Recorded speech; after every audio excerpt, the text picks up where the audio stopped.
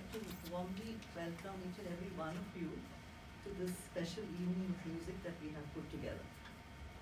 As the pandemic seems to be hovering around again, and as we've had more than our share of grey skies and rainy days, as the newspapers are full of intolerance, hate, and violence, it's possible that we could feel despondent and down. At such a time, it's important that we all get generous doses of joy and hope and good cheer.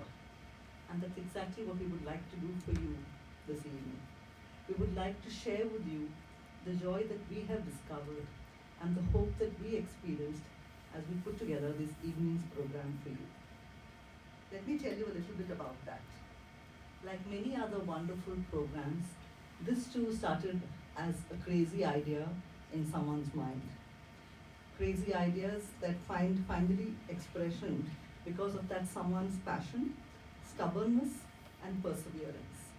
This evening began as an idea in Ruth's mind. So you know whose passion and whose determination I'm talking about. Yes, Ruth, despite her struggles and difficulties, has very lovingly curated some exquisite pieces of music for us today. She then worked with us to bring those magical notes and lyrics to life. While this was mostly fun for us, it was a lot of hard work for her. As you will discover, our group has some exceptional singers, an outstanding bassist, superb violinists and guitarists, and a most prolific pianist. But there are also many of us here, me included, who have never imagined we could sing at all. I know that for some of us here, it is the first time we are finding and hearing our own voice. Our group also has people of very different faiths, people who are staunchly atheist, as well as some who are agnostic.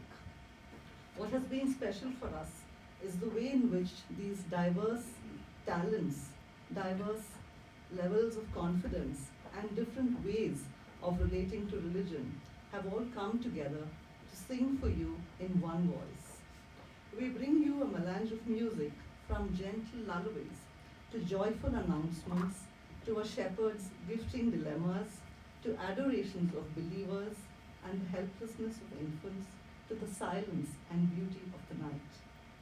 The array of carols this evening include some well-loved audience favorites like Silent Night, the Austrian carol which was composed in 1818, and Joy to the World, composed by the American Lowell Mason. We invite you to join us in singing them. The words for these are on the sheets that you have. Some of the lesser known works that we have for you today include the 16th century Coventry Carol, the lyrics of which are disturbing as they detail King Herod's orders to slay all children when he heard about the news of the birth of Jesus Christ. We've also heard the solo aria Lasciate Piango, composed by Handel, and we're going to hear an instrumental rendition of Bach's Jesu Joy of Man's Desiring. Both these composers wrote their music in the 17th century.